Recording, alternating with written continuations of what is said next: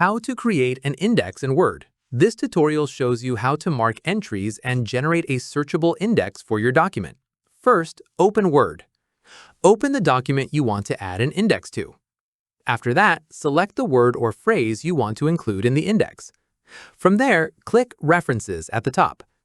At this point, click Mark Entry.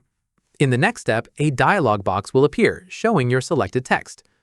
Following this, click Mark to add it, or Mark All to mark every matching instance in the document.